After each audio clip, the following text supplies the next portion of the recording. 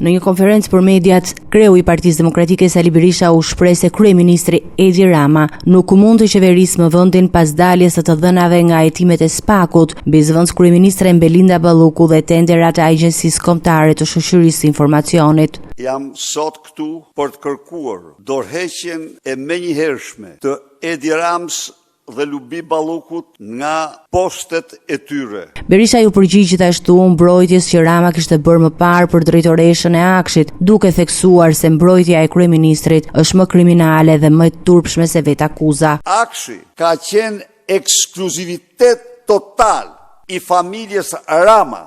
Në dosjen e Akshit janë veprat më të shëmtuara në historinë e kombit, vjedhja e plot dhe totale e të gjitha të dhënave të sigurisë kombëtare dhe ato që kanë lidhje me aleancën e Shqipërisë që vijnë nga Aleanca Atlantikut Veriut në Shqipëri. Kreu i Partisë Demokratike përshëndeti protestën e qytetarëve të Vlorës për mungesën e ujit, duke e cilësuar atë si një reagim dinjitoz dhe shembull të fuqisë qytetare. Duhet të përshëndes përzemërsisht qytetarët e Vlorës për protestet e tyre dinjitoze, qytetare, për fibrën e tyre qytetare që reaguan në mënyrën më të fuqishme, ja u zun galan në fyt zyrtarëve makut që kanë vjedh fondet e furnizimit tyre me ujë, fondet e ujësillësit dhe ishin mbledhur të festonin me to. Protesta të qëndrueshme kërkoi edhe në Tiranë, ndërsa paralajmëroi se në janar nis betejë finale për largimin e Ramës. Se rruga e vetme është protesta e qëndrueshme. Të ndahen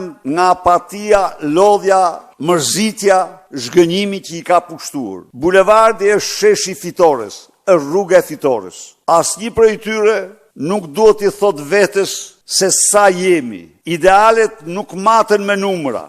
Forca e idealeve nuk matet nga numrat, por nga guximi. Dhe guximi i idealistëve është i pashtershëm dhe triumfues.